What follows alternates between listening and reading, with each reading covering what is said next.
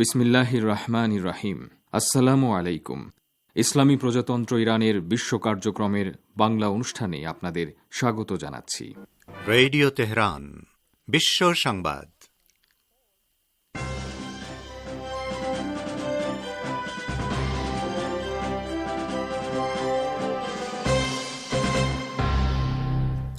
সংবাদ শিরোনাম।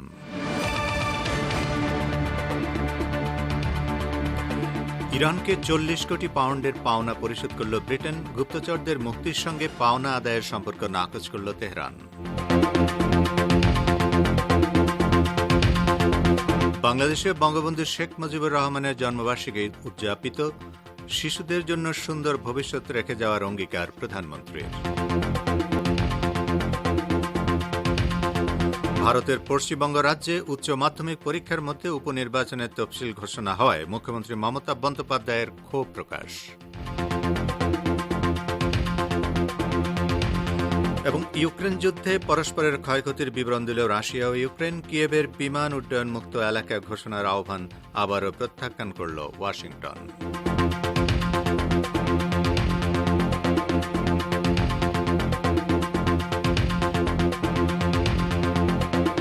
আসসালামু আলাইকুম শ্রোতাবন্ধুরা, গুরুত্বপূর্ণ সংবাদ শিরোনাম শুনলেন এতক্ষণ। এবারে বিস্তারিত বিশ্ব সংবাদে আপনাদের আমন্ত্রণ জানাচ্ছি আমি নাসির মাহমুদ। ইরানকে 40 কোটি পাউন্ডের পাওনা পরিশোধ করার খবর দিয়েছে ব্রিটিশ পররাষ্ট্র মন্ত্রণালয়। ব্রিটিশ পররাষ্ট্রমন্ত্রী লিজ ট্রাস বুধবার এক বিবৃতিতে বলেছেন, লন্ডন সামরিক সরঞ্জাম ক্রয় বাবদ ইরানের পরিশোধ করা অর্থ ফেরত দিয়েছে। 1974 সালে 1500 জিপটেন ট্যাঙ্ক ক্রয় এবং 1976 সালে 250টি সাঁজোয়া যান কেনার জন্য ব্রিটেনকে এই অর্থ পরিশোধ করেছিল ইরান। কিন্তু 1979 সালে ইরানে ইসলামী বিপ্লব হওয়ার পর সাবেক শাহ সরকারের আমলে স্বাক্ষরিত ওই দুটি চুক্তি বাতিল করে ব্রিটিশ সরকার। এই অবস্থায় ইরানের উপর পাশ্চাত্যের আরোপিত নিষেধাজ্ঞার অজুহাতে এতদিন লন্ডন ওই অর্থ পরিশোধ করতে অস্বীকৃতি জানিয়ে আসছিল। পরবর্তীতে ইরান আন্তর্জাতিক আদালতের শরণাপন্ন হলে 2001 সালে ওই আদালত ব্রিটিশ সরকারকে ওই সামরিক চুক্তি বাবদ ইরানকে ক্ষতিপূরণ সহ পাওনা অর্থ পরিশোধ করার নির্দেশ দেয়। আন্তর্জাতিক আদালতের নির্দেশ পালন করতেও সাবেক উপনিবেশবাদী ব্রিটিশ সরকার প্রায় 21 বছর সময় নিল। এদিকে ইরানের পররাষ্ট্রমন্ত্রী হোসেন আমির আবদুল্লাহিয়ান বলেছেন, ব্রিটেন ইরানের দীর্ঘদিনের পাওনা পরিশোধ করেছে ঠিকই, কিন্তু এর সঙ্গে ইরান থেকে নিরাপত্তাগত কারণে কারাদণ্ড ভোগ করা 2 ব্রিটিশ নাগরিকের মুক্তির কোনো সম্পর্ক নেই। তিনি বুধবার তেহরানে নিযুক্ত বিদেশি রাষ্ট্রদূত ও কূটনীতিকদের এক সমাবেশে বক্তব্য দিতে গিয়ে বলেন, নিরাপত্তাগত কারণে ইরানে কারাবরণকারী 2 ব্রিটিশ নাগরিকের মুক্তির জন্য আইনি লড়াই এবং লন্ডনের কাছ থেকে তেহরানের পাওনা আদায়ের প্রক্রিয়া একই সময়ে চললেও দুটির মধ্যে কোনো সম্পর্ক ছিল না। আলাদা আলাদা প্রক্রিয়ায় অর্থ পরিশোধ ও বন্দী মুক্তির ঘটনা ঘটেছে। আবদুল্লাহিয়ান বলেন, নাজনীন জাগারি ও আনুশে অশুরি মানবিক দৃষ্টিকোণ থেকে মুক্তি পেয়েছেন। তিনি বলেন, পাওনা অর্থ পেয়ে তাদেরকে ছেড়ে দেওয়া হয়েছে বলে যে খবর প্রচার করা হচ্ছে তা সত্য নয়। ইরানি বংশোদ্ভূত ব্রিটিশ নাগরিক জাগারি ও আশুরি গুপ্তচর বৃত্তির অভিযোগে ইরানে আটক হয়েছিলেন। তারা তাদের নির্ধারিত দণ্ড ভোগ করার পর বুধবার মুক্তি পেয়ে লন্ডন ফিরে গেছেন। সংযুক্ত আরব আমিরাতের ডুবে যাওয়া বাণিজ্যিক জাহাজ থেকে 29 নাবিককে উদ্ধার করেছে ইসলামী প্রজাতন্ত্র ইরান। ইরানের নৌ চলাচল কর্তৃপক্ষ জানিয়েছে, পারস্য উপসাগরে ডুবে যাওয়া আমিরাত জাহাজটির একজন নাবিক এখনও নিখোঁজ রয়েছে। তাকে উদ্ধারের অভিযান চলছে। নাজি 18 ও নাজি 20 নামের 2টি নৌযান উদ্ধার তৎপরতায় অংশ নিচ্ছে। তবে ঝোড়ো হাওয়ার কারণে উদ্ধার তৎপরতায় বিঘ্ন ঘটছে বলে জানিয়েছেন সংশ্লিষ্ট কর্মকর্তারা। আবহাওয়া বিভাগ বলছে, দুর্ঘটনাস্থলে বাতাসের গতিবেগ ঘণ্টায় 70 কিলোমিটারেরও বেশি। আজ সকালে বিরূপ আবহাওয়ার কারণে আরব আমিরাতের একটি বাণিজ্যিক জাহাজ ইরানের বুশেহর প্রদেশের উপকূলে ডুবে যায়। দুর্ঘটনার পরপরই ইরানের উদ্ধারকর্মীরা ঘটনাস্থলে ছুটে যান। জাহাজটিতে গাড়ি বহন করা হচ্ছিল। সিরিয়ার উত্তর পূর্বাঞ্চলে মার্কিন সামরিক অবস্থানে ড্রোন হামলা হয়েছে। সিরিয়ার দেইরা জৌরের আল ইয়ুমর তেল ক্ষেত্রের যেখানে মার্কিন সেনারা অবস্থান করছে ঠিক সেখানেই ড্রোনের সাহায্যে হামলা চালানো হয়েছে বলে বিভিন্ন আরব সূত্র জানিয়েছে। ইরাকের গণমাধ্যম আজ বলেছে, ইরাক সিরিয়া সীমান্তের কাছেই ওই তেল ক্ষেত্রটি অবস্থিত। তবে হামলায় কি পরিমাণ ক্ষয়ক্ষতি হয়েছে এবং কারা এই হামলার সঙ্গে জড়িত তা জানানো হয়নি। সিরিয়া সরকারের বিরোধিতা সত্ত্বেও সে দেশে অবস্থান করছে মার্কিন বাহিনী। দেশটির কিছু তেলের খনির নিয়ন্ত্রণ নিয়ে সেখান থেকে নিয়মিত তেল উত্তোলন ও চুরি করে যাচ্ছে মার্কিন সেনারা। সিরিয়ার সরকার বারবারই এর প্রতিবাদ জানাচ্ছে এবং অবিলম্বে সে দেশ ছাড়ার জন্য আমেরিকার প্রতি আহ্বান জানাচ্ছে, কিন্তু এরপরও মার্কিন দস্যুতা থামছে না। আপনারা বিশ্ব সংবাদ শুনছেন রেডিও তেহরান থেকে। বাংলাদেশ, ভারত ও মধ্যপ্রাচ্যে শর্টওয়েভ ৩১ মিটার ব্যান্ডে আর বিশ্বজুড়ে ইন্টারনেট ও স্যাটেলাইটে। আজ বঙ্গবন্ধু শেখ মুজিবুর রহমানের জন্মবার্ষিকী উপলক্ষে আয়োজিত অনুষ্ঠানে বাংলাদেশের প্রধানমন্ত্রী শেখ হাসিনা শিশুদের জন্য একটি সুন্দর ভবিষ্যৎ রেখে যাওয়ার অঙ্গীকার ব্যক্ত করেছেন। বিস্তারিত শুনুন আশরাফুর রহমানের ডেস্ক রিপোর্টে। শিশুদের জন্য একটি সুন্দর ভবিষ্যৎ রেখে যাওয়ার অঙ্গীকার ব্যক্ত করেছেন বাংলাদেশের প্রধানমন্ত্রী শেখ হাসিনা। আজ বিকেলে গোপালগঞ্জের টুঙ্গিপাড়ায় বঙ্গবন্ধু শেখ মুজিবুর রহমানের জন্মবার্ষিকী এবং জাতীয় শিশু দিবস উপলক্ষে টুঙ্গিপাড়া হৃদয়ে পৃথ্বীভূমি শীর্ষক অনুষ্ঠানে অংশ নিয়ে তিনি এ অঙ্গীকার ব্যক্ত করেন। প্রধানমন্ত্রী বলেন, আজকের শিশুরা হবে আগামী দিনের কর্ণধার। শিশুদের ভবিষ্যৎ যাতে উজ্জ্বল হয়, সুন্দর হয়, সেদিকে লক্ষ্য রেখে আমাদের সকল কর্ম পরিকল্পনা। শেখ হাসিনা তার ভাষণে বিভিন্ন সময়ে শিশুদের অধিকার রক্ষায় তার সরকারের গৃহীত পদক্ষেপ তুলে ধরেন। প্রধানমন্ত্রী বলেন, আমাদের লক্ষ্য হচ্ছে শিশুরা সুরক্ষিত থাকবে, সুন্দর জীবন পাবে। জাতির পিতা এদেশে শিশুদের খুবই ভালোবাসতেন। তিনি যখন বাচ্চাদের সঙ্গে খেলতেন মনে হতো তিনি নিজেই যেন শিশু। এটাই ছিল তার চরিত্রে সব থেকে বড় দিক। এর আগে আজ সকালে ধানমন্ডির ৩২ নম্বরে বঙ্গবন্ধু স্মৃতি জাদুঘরের প্রাঙ্গণে শেখ মুজিবুর রহমানের প্রতিকৃতিতে ফুল দিয়ে শ্রদ্ধা নিবেদন করেন প্রধানমন্ত্রী। এ সময় সড়ক পরিবহন ও সেতুমন্ত্রী ওবায়দুল কাদের সাংবাদিকদের বলেন, বাংলাদেশের ইতিহাস থেকে বঙ্গবন্ধু শেখ মুজিবুর রহমানের নাম মুছে ফেলার সাধ্য কারণেই। তথ্য ও সম্প্রচার মন্ত্রী ড হাসান মাহমুদ বলেন, বঙ্গবন্ধু ছাড়া বাংলাদেশের স্বাধীনতাকে কল্পনা করা যায় না। বঙ্গবন্ধুকে স্বীকার না করা বাংলাদেশকেই অস্বীকার করার নামান্তর। করোনা ভাইরাসে আক্রান্ত হয়ে টানা তৃতীয় দিনের মতো বাংলাদেশে কারো মৃত্যু হয়নি। এর আগে লাগাতার 2 দিন করোনায় মৃত্যুশূন্য দিন দেখেছে বাংলাদেশ। ফলে করোনায় দেশে মোট মৃত্যু ২৯,১১২ জনে রয়ে গেছে। তবে গত ২৪ ঘণ্টায় নতুন করে আরও ২৩৩ জনের শরীরে করোনা ধরা পড়েছে। এ নিয়ে মোট শনাক্ত রোগীর সংখ্যা দাঁড়িয়েছে ১৯,৫০,৩৫৭ জনে। গত ২৪ ঘণ্টায় শনাক্তের হার ১.৬৯%। ভারতের পশ্চিমবঙ্গের মুখ্যমন্ত্রী মমতা বন্দ্যোপাধ্যায় তার রাজ্যে উচ্চ মাধ্যমিক পরীক্ষার মধ্যে উপনির্বাচনের তফসিল ঘোষণা হওয়ায় নির্বাচন কমিশনের উপরে তীব্র ক্ষোভ প্রকাশ করেছেন। বিস্তারিত জানাচ্ছেন কলকাতা থেকে আমাদের সংবাদদাতা। ভারতের পশ্চিমবঙ্গের মুখ্যমন্ত্রী উচ্চ মাধ্যমিক পরীক্ষার মধ্যে উপনির্বাচনের তফসিল ঘোষণা হয় নির্বাচন কমিশনের উপরে তীব্র ক্ষোভ প্রকাশ করেছেন। তিনি আজ বৃহস্পতিবার রাজ্য সচিবালয় নবান্নে এক সংবাদ সম্মেলনে এ সংক্রান্ত মন্তব্য করেন। রাজ্যে আগামী ১২ এপ্রিল আসানসোল লোকসভা ও বালিগঞ্জ বিধানসভা কেন্দ্রের উপনির্বাচন হবে। অন্যদিকে ২রা এপ্রিল থেকে শুরু হচ্ছে রাজ্যে উচ্চ মাধ্যমিক পরীক্ষা, চলবে ২৭ এপ্রিল পর্যন্ত। এ প্রসঙ্গে মুখ্যমন্ত্রী মমতা বন্দ্যোপাধ্যায় আজ বলেন, মানিকতলা একসাথে দিয়ে দিতে পারতো, মানিকতলাও তো করতে হবে ইলেকশন। তার মানে খেপে খেপে খুপে খুপে বিজেপির কথায় ছুপে ছুপে বিজেপি যেদিন বলবে সেদিন করবে। সেই সময়টা আমাদের উৎসবের সময়, অন্নপূর্ণা পুজো আছে, পয়লা বৈশাখ আছে, এগুলো তো মাথায় রাখতে হবে। তার মধ্যে ঢুকে দিয়েছে, ভাবছে দাঙ্গা করে বা দাঙ্গা লাগিয়ে দিয়ে বা ছেলে মেয়েদের পড়াশোনার ক্ষতি করে নিজেদের ইচ্ছে মতো ইলেকশনের ডেট ঠিক করে ইলেকশন করবেন। করুন, আমাদের কোনো আপত্তি নেই, আমরা যে কোনো সিচুয়েশনের জন্য তৈরি আছি, বলছিলেন মুখ্যমন্ত্রী মমতা বন্দ্যোপাধ্যায়।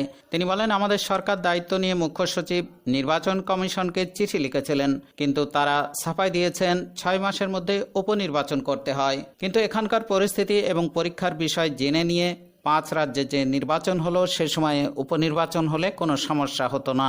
Abdul Hakim, radio Tehran, Kolkata.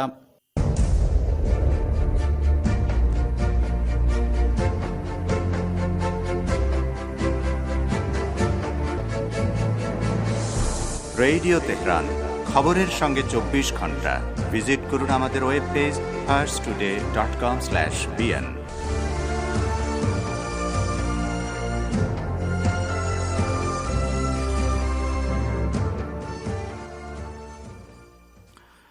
বিশ্ব সংবাদে আবারও স্বাগত আপনাদের। ইউক্রেনের 11টি বিমান প্রতিরক্ষা ব্যবস্থা ধ্বংস করার দাবি করেছে রাশিয়া। রুশ প্রতিরক্ষা মন্ত্রণালয় ইউক্রেনে চলমান বিশেষ সামরিক অভিযান সংক্রান্ত এক প্রতিবেদনে আজ এ তথ্য জানিয়েছে। রাশিয়া আরও বলেছে, গত 24 ঘণ্টায় ইউক্রেনের 11টি ক্ষেপণাস্ত্র প্রতিরক্ষা ব্যবস্থা, 2টি হেলিকপ্টার, 12টি ড্রোন ও একটি সামরিক গুদাম ধ্বংস করা হয়েছে। রাশিয়া আরও বলেছে, তাদের হামলায় এ পর্যন্ত ইউক্রেনের 181টি বিমান ও হেলিকপ্টার, 172টি ড্রোন এবং 1379টি ট্যাঙ্ক ও সাঁজোয়া যান ধ্বংস হয়েছে। এদিকে ইউক্রেন দাবি করেছে, এ পর্যন্ত রাশিয়ার 14,000 সেনা নিহত হয়েছে। এর মধ্যে গত 24 ঘণ্টায় প্রাণ হারিয়েছেন 200 সেনা। ইউক্রেনের প্রতিরক্ষা মন্ত্রণালয় এক বিবৃতিতে আরও বলেছে, তাদের পাল্টা হামলায় রাশিয়ার 444টি ট্যাঙ্ক, 1435টি সামরিক যান, 86টি বিমান, 108টি হেলিকপ্টার, 11টি ড্রোন ও 3টি জাহাজ ধ্বংস হয়েছে। ইউক্রেন সরকার দেশটির আকাশকে বিমান উড্ডয়নমুক্ত এলাকা হিসেবে ঘোষণা করার যে দাবি জানিয়ে আসছে তা আবারও নাকচ করে দিয়েছে আমেরিকা। মার্কিন পররাষ্ট্র মন্ত্রণালয়ের মুখপাত্র জেন সাকি বলেছেন, আমরা যদি এরকম কোনো ঘোষণা দেই তাহলে ইউক্রেনের আকাশসীমায় রুশ যুদ্ধবিমান প্রবেশ করা মাত্র তাকে গুলি করে ভূপাতিত করতে হবে, কিন্তু আমরা তৃতীয় বিশ্বযুদ্ধে জড়াতে চাই না। ইউক্রেনের প্রেসিডেন্ট ভলোদিমির জেলেনস্কি বুধবার ভিডিও লিঙ্কের মাধ্যমে মার্কিন কংগ্রেসে দেওয়া এক বক্তৃতায় তার দেশের আকাশকে বিমান উড্ডয়নমুক্ত এলাকা ঘোষণা করার জন্য আবারও আবেদন জানান। তিনি রুশ রাজনীতিবিদদের উপর আরও কঠোর নিষেধাজ্ঞা আরোপ করার জন্য ওয়াশিংটনের প্রতি আহ্বান জানান। কিন্তু কংগ্রেসের ডেমোক্রেট ও রিপাবলিকান উভয় দলের প্রতিনিধিরা মনে করেন, ইউক্রেনে বিমান উড্ডয়নমুক্ত এলাকা ঘোষণা করার অর্থ হবে রাশিয়ার সঙ্গে পাশ্চাত্যের তৃতীয় বিশ্বযুদ্ধ শুরু হওয়া। যুদ্ধ বন্ধ করার লক্ষ্যে রাশিয়ার সঙ্গে ইউক্রেনের 15 ধারা বিশিষ্ট একটি সমঝোতা হয়েছে বলে পশ্চিমা গণমাধ্যমে যে খবর বেরিয়েছে তা অস্বীকার করেছে ইউক্রেন। দেশটির প্রেসিডেন্ট ভলোদিমির জেলেনস্কির সিনিয়র উপদেষ্টা মিখাইলো পুদোলিয়াক আজ সকালে নিজের অফিসিয়াল টুইটার পেজে দেওয়া এক পোস্টে ওই সমঝোতার কথা অস্বীকার করেছেন। তিনি লিখেছেন, লন্ডন থেকে প্রকাশিত দৈনিক ফিনান্সিয়াল টাইমস 15 ধারা বিশিষ্ট যে সমঝোতার কথা বলেছে তা সত্য নয়। তিনি বলেন, রাশিয়ার পক্ষ থেকে 15 ধারা বিশিষ্ট ওই দাবি দাওয়া উত্থাপন করা হলেও কিয়েভ তা মেনে নেয়নি। পুদলিয়াকের এই বক্তব্য ব্রিটিশ নিউজ চ্যানেল স্কাই নিউজে প্রচারিত হয়েছে। জেলেনস্কির এই উপদেষ্টা দাবি করেন, এখন পর্যন্ত আলোচনায় দুদেশের মধ্যে যেসব বিষয়ে ঐকমত্য হয়েছে সেগুলো হল যুদ্ধবিরতি প্রতিষ্ঠা, ইউক্রেন থেকে রুশ সেনা প্রত্যাহার এবং কয়েকটি দেশের কাছ থেকে কিয়েভের নিরাপত্তার গ্যারান্টি পাওয়া। মার্কিন প্রেসিডেন্ট জো বাইডেন রুশ প্রেসিডেন্ট ভ্লাদিমির পুতিনকে যুদ্ধাপরাধী আখ্যা দেওয়ায় ক্ষুব্ধ প্রতিক্রিয়া জানিয়েছে ক্রেমলিন। গতকাল হোয়াইট হাউসে ভাষণ দেওয়ার সময় ইউক্রেনে $100 কোটি অস্ত্র পাঠানোর ঘোষণার পাশাপাশি পুতিনকে যুদ্ধাপরাধী হিসেবে অভিহিত করেছে বাইডেন। এ সম্পর্কে একটি প্রতিবেদন শুনতে পাবেন সংবাদ ভাষীর অনুষ্ঠান দৃষ্টিপাতে। তো শ্রোতা বন্ধুরা, আমাদের নিউজ ডেস্কে এই ছিল এখনকার মতো সর্বশেষ বিশ্ব সংবাদ। সঙ্গে থাকার জন্য আপনাদের অনেক অনেক ধন্যবাদ। সংবাদ শুনলেন রেডিও তেহরান থেকে। অনুষ্ঠানের এ পর্যায়ে আপনাদের সঙ্গে যোগ দিচ্ছি আমি আশরাফুর রহমান। এই অনুষ্ঠান প্রচারিত হচ্ছে বাংলাদেশ ও ভারতে শর্টওয়েভ 31 মিটার ব্যান্ডে 9620 কিলোহার্টসে এবং সৌদি আরবে 31 মিটার ব্যান্ডে 9870 কিলোহার্টসে। শ্রোতা বন্ধুরা, এবারে আমন্ত্রণ জানাচ্ছি সংবাদ ভাষ্যের অনুষ্ঠান দৃষ্টিপাতে। আমেরিকার প্রেসিডেন্ট জো বাইডেন রুশ প্রেসিডেন্ট ভ্লাদিমির পুতিনকে যুদ্ধাপরাধী হিসেবে অভিহিত করেছেন। তবে এর প্রতিক্রিয়ায় রাশিয়া বলেছে, মার্কিন কর্মকর্তাদের হাত লাখ লাখ মানুষের রক্তে রঞ্জিত, তাদের মুখে এ ধরনের অভিযোগ মানায় না। বিস্তারিত সংবাদ ভাষ্যটি শুনুন, নাসির মাহমুদের পরিবেশনায়। মার্কিন প্রেসিডেন্ট জো বাইডেন গতকাল রাশিয়ার প্রেসিডেন্ট ভ্লাদিমির পুতিনকে প্রথমবারের মতো যুদ্ধাপরাধী বলে অভিহিত করেছেন। তিনি ইউক্রেনকে নতুন করে $800 মিলিয়ন সামরিক সহায়তা দেওয়ার ঘোষণা দেওয়ার পর ওই মন্তব্য করেন। পুতিন একজন যুদ্ধাপরাধী কিনা সাংবাদিকদের এমন প্রশ্নের জবাবে বাইডেন প্রথমে না বলেছিলেন। পরক্ষণেই তিনি সাংবাদিকদের কাছে ফিরে আসেন। পুনরায় তাঁকে প্রশ্ন করা হলে বাইডেন বলেন, আমি মনে করি পুতিন একজন যুদ্ধাপরাধী।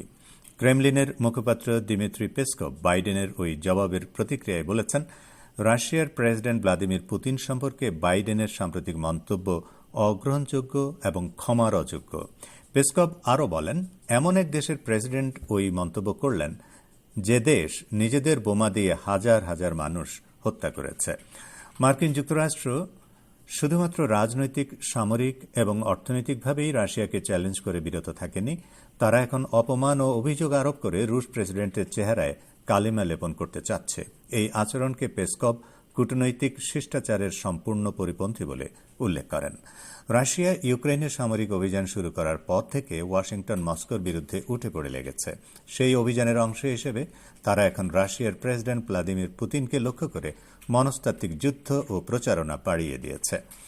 আমেরিকার কোনো কোনো বিশ্লেষক মনে করেন, পুতিনের বিরুদ্ধে যুদ্ধাপরাধী শব্দের ব্যবহার থেকে মনে হয় রাশিয়ার ব্যাপারে ওয়াশিংটন আগের অবস্থান পরিবর্তন করেছে। বাইডেন সহ মার্কিন কর্মকর্তারা এর আগে যুদ্ধাপরাধ কিংবা যুদ্ধাপরাধীর মতো শব্দের ব্যবহার সরাসরি অস্বীকার করে এসেছে। তারা বরং বলেছিল, যুদ্ধাপরাধী বলার আগে তার তদন্ত হওয়া দরকার। কিন্তু এখন মার্কিন কর্মকর্তারা স্পষ্টই বলছে, ইউক্রেনে বেসামরিক লোকজন হত্যা করা যুদ্ধাপরাধের শামিল। এই ঘটনা থেকে মনে হচ্ছে ওয়াশিংটনের উদ্দেশ্য হল পুতিনের বিরুদ্ধে অভিযোগ এনে তার ব্যক্তিত্বকে আঘাত করা, সেই সঙ্গে তাকে আন্তর্জাতিক অপরাধ আদালতে একজন স্বৈরশাসক হিসেবে চিহ্নিত করা, তারপর ইউক্রেনে যুদ্ধাপরাধের দায়ে আন্তর্জাতিক অপরাধ আদালতের কাঠগড়ায় দাঁড় করানো। পেসকভ তাঁর প্রতিক্রিয়ায় বলেন, মার্কিন কর্মকর্তাদের হাত আফগানিস্তান, ইরাক, সিরিয়ার লক্ষ লক্ষ মানুষের রক্তে রঞ্জিত। জাতিসংঘের বিনা অনুমতিতে ওইসব হত্যাকাণ্ড ঘটিয়ে তারাই বরং যুদ্ধাপরাধ করেছে।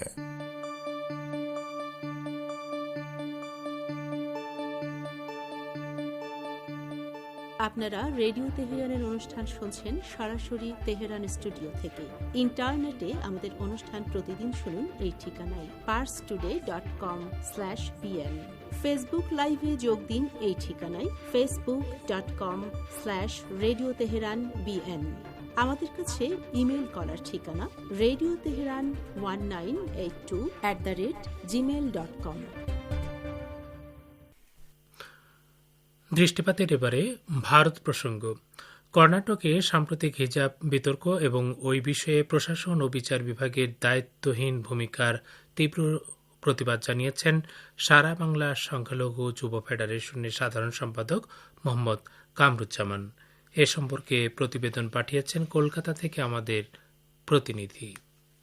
সারা বাংলা সংখ্যালঘু যুব ফেডারেশনের সাধারণ সম্পাদক মোহাম্মদ কামরুজ্জামান বলেছেন, কর্ণাটকের সম্প্রতি হিজাব বিতর্ক এবং ওই বিষয়ে প্রশাসন ও বিচার বিভাগের দায়িত্বহীন ভূমিকা এক শ্রেণীর মানুষের মনে দেশের শাসন ব্যবস্থার প্রতি অনাস্থা সৃষ্টি করতে পারে, যা দেশের ঐক্য ও সংহতি সম্প্রীতির জন্য বিপজ্জনক। তিনি আজ বৃহস্পতিবার এক প্রেস বিজ্ঞপ্তিতে ওই মন্তব্য করেন। এ সম্পর্কে আজ বৃহস্পতিবার রেডিও তেহরানকে দেওয়ার সাক্ষাৎকারে সারা বাংলা সংখ্যালঘু যুব ফেডারেশনের সাধারণ সম্পাদক মোহাম্মদ কামরুজ্জামান আরও বলেন, হিজাব বিষয়ে কর্ণাটক সরকারের ভূমিকা এবং কর্ণাটক হাইকোর্টের রায় দুর্ভাগ্যজনক। এটি ধর্মনিরপেক্ষ চেতনাকে আঘাত করেছে। তাদের জানা দরকার ছিল যে মুসলিম মহিলাদের হিজাব পরিধানের একটা সুদীর্ঘ ইতিহাস এবং সংস্কৃতি আছে। এটা কোনো হুজুগে আস্ফালন নয়।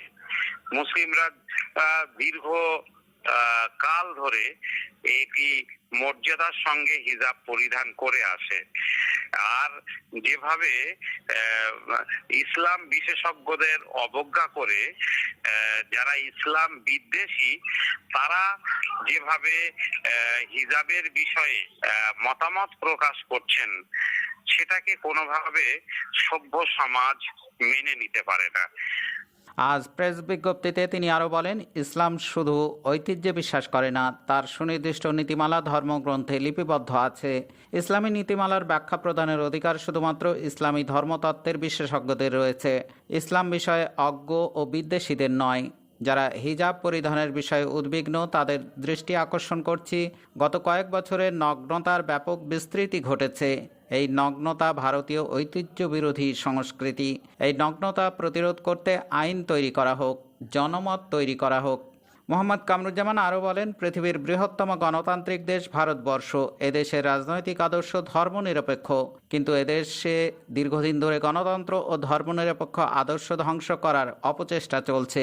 একটি জনগোষ্ঠী এদেশকে তাদের পৈতৃক সম্পত্তি মনে করে, ভিন্ন জনগোষ্ঠীগুলোকে দেশের শত্রু মনে করে, অথচ এ দেশের সকল শ্রেণীর মানুষ দেশের অখণ্ডতার, স্বাধীনতার, সার্বভৌমত্ব রক্ষার জন্য সর্বোচ্চ ত্যাগ স্বীকার করেছে। Abdul Hakim, radio Tehran, Kolkata. সংবাদ ভাষ্যের অনুষ্ঠান দৃষ্টিপাত শুনলেন। শ্রোতা বন্ধুরা, এবারে রয়েছে শিশু কিশোরদের জন্য আমাদের সাপ্তাহিক অনুষ্ঠান রংধনু।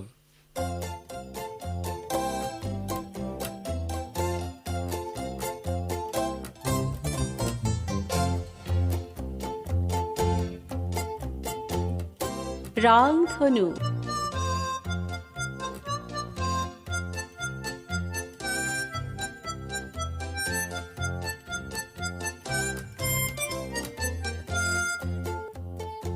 রংধনু আসরের কাছের ও দূরের শিশু কিশোর বন্ধুরা, কেমন আছো তোমরা? আশা করি যে যেখানে আছো ভালো ও সুস্থ আছো। প্রত্যেক আসরের মতো আজও তোমাদের স্বাগত জানাচ্ছি আমি গাজী আব্দুর রশিদ এবং আমি আক্তার জাহান। বন্ধুরা, তোমরা নিশ্চয়ই জানো যে পবিত্র কোরআনে ধারণা বা অনুমান করতে নিষেধ করা হয়েছে। সূরা হুজরাতের 12 নম্বর আয়াতে মহান আল্লাহ বলেছেন, হে মুমিনগণ, তোমরা ধারণা করা থেকে বিরত থাকো। নিশ্চয়ই কিছু কিছু ধারণা গোনা। অন্যদিকে রাসূলুল্লাহ হযরত মুহাম্মদ সাল্লাল্লাহু আলাইহি ওয়াসাল্লাম বলেছেন, তোমরা অহেতুক ধারণা থেকে বেঁচে থাকো, কেননা অহেতুক ধারণা জঘন্যতম মিথ্যা। বন্ধুরা, কেবল অনুমানই নয়, কোনো বিষয় সম্পর্কে স্পষ্ট ধারণা না থাকলে সে সম্পর্কে কথা বলতে যাওয়াও ঠিক নয়। কোনো কারণে সে ধারণা মিথ্যা প্রমাণিত হলে অপমানিত হতে হয়। কিন্তু তারপরও আমাদের সমাজে অনেক মানুষ আছে যারা কোনো কিছু না জেনেই অযথা কথা বলে থাকে। নিজের অজ্ঞতাকে লুকিয়ে রাখতে তারা সবকিছু জানার ভান করে। এ ধরনের লোকদের পরিণতি সম্পর্কে মাওলানা রুমি তার মসনবী গ্রন্থে একটি মজার গল্প লিখেছেন। আজকের আসরের শুরুতেই আমরা সেই বিখ্যাত গল্পটি শোনাব। এরপর থাকবে একটি গান, আর সবশেষে শুনবে ঢাকার এক নতুন বন্ধুর সাক্ষাৎকার। আমাদের আজকের অনুষ্ঠানটিও গ্রন্থনা ও প্রযোজনা করেছেন আশরাফুর রহমান। তাহলে প্রথমেই শোনা যাক আমাদের আজকের গল্প, অন্ধকারে হাতি দেখা। দিন আগের কথা, হিন্দুস্তান থেকে একদল লোক একটি হাতি নিয়ে বের হলো বিদেশ সফরে। যেসব দেশের মানুষ হাতি দেখেনি সেসব দেশে তারা হাতির খেলা দেখাতো আর এভাবে অনেক টাকা পয়সা রোজগার করত। একদিন তারা এক শহরে গিয়ে পৌঁছালো এবং রাত হয়ে যাওয়ায় তারা একটি বাড়ি ভাড়া করে সেখানে অবস্থান নিল। এদিকে শহরে হাতি আসার খবর নিমেষেই পৌঁছে গেল মানুষের বাড়ি বাড়ি। শহরের বেশিরভাগ লোকই ভাবল, ঠিক আছে, হাতির খেলা শুরু হলে তখন গিয়ে তারা দেখবে যে হাতি দেখতে কেমন। কিন্তু কিছু লোক এমন ছিল যাদের আর তর সই ছিল না। তাদের কথা হলো, সবার আগে হাতি দেখতে পেলে অন্যদের সাথে এ নিয়ে গর্ব করতে পারবে যে আমরা সবার আগে হাতি দেখেছি। এতে করে শহরে তাদের নাম ডাক বেড়ে যাবে। ব্যাস, আর যাই কোথায়। ওরকম কয়েকজন দল বেঁধে রাতেই রওনা হলো হাতি দেখতে। তারা হাতির মালিককে গিয়ে বলল, আমাদের হাতি দেখাও, আমরা এ রাতেই হাতি দেখতে চাই। মালিক বলল, আমরা সবেমাত্র এসে পৌঁছেছি, খুবই ক্লান্ত, খেলার কোনো ব্যবস্থা এখনো করা হয়নি, তোমরা বরং কালকে এসো। এক লোক বলল, অসম্ভব, এখনই হাতি দেখতে চাই, হাতি না দেখে কিছুতেই যাব না আমরা। আহা, তোমরা অস্থির হচ্ছ কেন? দেখছো এখন অন্ধকার, আর তাছাড়া হাতির ঘরেও কোনো বাতি নেই। অন্ধকারে হাতি দেখবে কেমন করে? আমরা অন্ধকারেই হাতি দেখব, আলোর কোনো দরকার নেই। এখন হাতি না দেখে ফিরে গেলে আমাদের সারা রাত ঘুমই হবে না। ঠিক আছে, এতই যখন তোমাদের তাড়াহুড়া, তাহলে অন্ধকারেই হাতি দেখাবো। তবে হাতি দেখার জন্য কিন্তু প্রথম রাতে দ্বিগুণ টাকা দিতে হবে। আরে বাপু, টাকা পয়সা কোনো বিষয় হলো? এই নাও 3 গুণ টাকা রাখো। এবার হাতি দেখার ব্যবস্থা করো। ঠিক আছে, তোমরা যখন ছাড়বেই না, তাহলে দেখার ব্যবস্থা করছি। তবে হাতি খুবই ক্লান্ত, তাই 1 মিনিটের বেশি সময় দেব না। 1 মিনিটেই দেখা শেষ করতে হবে। আরে বাবা, ওই 1 মিনিটই দেখাও। ওই 1 মিনিটই আমাদের জন্য 100 মিনিট। হাতি যদি আমাদের লাথি দেয় তাও আমরা রাজি। বাধ্য হয়ে হাতির মালিক লোকদের কাছ থেকে টাকা গুনে নিল এবং হাতির মাহুত তাদেরকে নিয়ে গেল হাতির ঘরে। তবে একজন লোক দাঁড়িয়ে রইল। সে কেন হাতি দেখতে যাচ্ছে না, হাতির মালিক তা জানতে চাইল। হাতি দেখার ব্যাপারে আমার ব্যাপক আগ্রহ থাকলেও আমি যেতে পারছি না, কারণ আমি একজন রাতকানা মানুষ। রাতের আধারে কিছুই দেখি না। তার চেয়ে তুমি যদি বলো হাতি দেখতে কী রকম আর কি কি বৈশিষ্ট্যর অধিকারী, তাহলে খুব খুশি হব।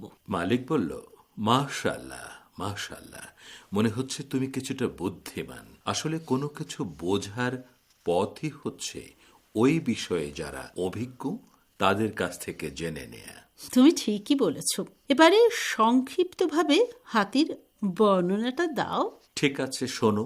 হাতি ঘোড়া কিংবা উটের মতোই একটি প্রাণী, তবে তার দেহ বিশাল এবং ওজনও ভারী। অন্যান্য প্রাণীর ঘাড় আছে, কিন্তু হাতির ঘাড় নেই। তার মাথা শরীরের সাথে যুক্ত। তার মুখও চেহারার নিম্নভাগে। ঘাড় না থাকার ফলে মুখ মাটিতে পৌঁছাতে পারে না, তাই ঘাস মুখ দিয়ে ছিঁড়ে খেতে পারে না। তবে এজন্য তার একটি লম্বা শুঁড় আছে। হাতির দুটো লম্বা দাঁতও আছে। এভাবে হাতির মালিক রাতকানা লোকটিকে হাতির শারীরিক বর্ণনা ও বৈশিষ্ট্যগুলো জানিয়ে দিল। ওদিকে বাকি লোকগুলো অন্ধকারে হাতড়ে হাতড়ে হাতির কাছে পৌঁছে গেল। তারা হাতির গায়ে হাত বুলাতে পেরে খুব খুশি হলো এবং গর্বে তাদের বুক ফুলে উঠল। তবে আগে যেহেতু তারা হাতি দেখেনি, তাই হাতির যে অংশে যার হাত লেগেছে সেই অংশকেই সে হাতি বলে ধরে নিল। কেউ হাতির শুঁড়ে হাত বুলালো, কেউ হাতের দাঁতে, কেউ বা হাতির সামনের অংশে, কেউ বা আবার হাতির পায়ে হাতের ছোঁয়া লাগালো। হাতি দেখা শেষ করে তারা দল বেঁধে রওনা হলো বাড়ির দিকে। কিছু দূর যাওয়ার পর রাস্তার শেষ মাথায় তারা একদল লোককে দেখতে পেল। তারা এক বিয়ে বাড়ি থেকে বের হয়েছে। ব্যাস, আর যায় কোথায়। শুরু হলো সবার আগে হাতি দেখার গৌরব আর বাহাদুরির আলাপ। একজন আগ্রহের সাথে বলল, আশ্চর্যের কথা, হাতি আসতে না আসতেই তোমরা দেখে ফেলেছ। ঠিক আছে, বলো দেখি হাতি দেখতে কেমন? লোকদের আগ্রহ দেখে যে ব্যক্তি হাতির শুঁড়ে হাত বুলিয়েছিল সে বলল, হাতি এক আজব জীব। দেখতে অজগর সাপের মতো, যেন গাছ থেকে ঝুলে আছে নিচের দিকে। সোজা হয়, বাঁকা হয়, গোল হয়, আবার নড়াচড়াও করে। এবারে যে ব্যক্তি হাতির পায়ে হাত বুলিয়েছিল সে বলল, হাতি হলো এমন দুটি থামের মতো যা কিছু উপরের দিকে গিয়ে পরস্পর মিলিত হয়েছে। যারা হাতির পেট ও পিঠ ধরেছিল তারা বলল, হাতি আসলে একটি বড় উঁচু খাটের মতো। 4টি পায়ের উপর বিরাট একটি ছাদের মতো শরীর দাঁড়িয়ে আছে। এই ছাদের উপর মানুষ আরোহণ করে। যারা হাতির দাঁত ছুঁয়েছিল তারা বলল, হাতি তলোয়ারের মতো। আর যে ব্যক্তি হাতির লেজ স্পর্শ করেছে সে বলল, হাতি দেখতে অনেকটা চাবুকের মতো। এসব বিবরণ শুনে রাতে যারা হাতি দেখার সুযোগ পায়নি তাদের জন্য দুঃখের সীমা রইল না। লোকদের কাছে হাতির আজব বিবরণ শুনে রাতকানা লোকটি আর চুপ করে থাকতে পারল না। সে সবাইকে ডেকে বলল, এরা হাতি সম্পর্কে যা বলছে তার কোনোটাই ঠিক নয়। এ কথা শুনে লোকজন বলল, তুমি কি হাতি দেখেছ? রাতকানা লোকটি বলল, না, আমি নিজে চোখে দেখিনি। তবে ওরা যখন অন্ধকারে হাতির ঘরে হাতি দেখতে যায় তখন আমি রাতকানা বলে তাদের সাথে না গিয়ে হাতির মালিকের সাথে কথা বলে হাতি সম্পর্কে অনেক তথ্য জেনেছি। এখন বুঝতে পারছি আমার বন্ধুরা অন্ধকারে হাতির শরীরের যে যে অংশ স্পর্শ করেছে সে সেই অংশকেই হাতি বলে মনে করেছে। এরপর রাতকানা লোকটি হাতির শরীরের বর্ণনা দিল। হাতির শরীরের বিবরণ শুনে অতি উৎসাহী লোকদের কেউই আর কথা বলল না। পরদিন যখন হাতির খেলা হলো তখন সবাই হাতি দেখে সাক্ষ্য দিলে যে রাতকানা লোকটি হাতির যে বর্ণনা দিয়েছে তাই সঠিক। কিন্তু যারা তড়িঘড়ি করে হাতির গায়ে হাত বুলিয়ে এসে হাতির সম্পর্কে বলেছিল, তারা দিনের আলোয় হাতি দেখে নিজেরাই হেসে ফেলল নিজেদের বোকামি ও অজ্ঞতার জন্য। তারা বুঝতে পারল যে অন্ধকারে হাতি দেখা যায় না, দেখলে অবাস্তব ও আংশিক কিছু দেখা যায়। এভাবে কোনো কিছু সম্পর্কে কোনো কথা বলা ঠিক নয়।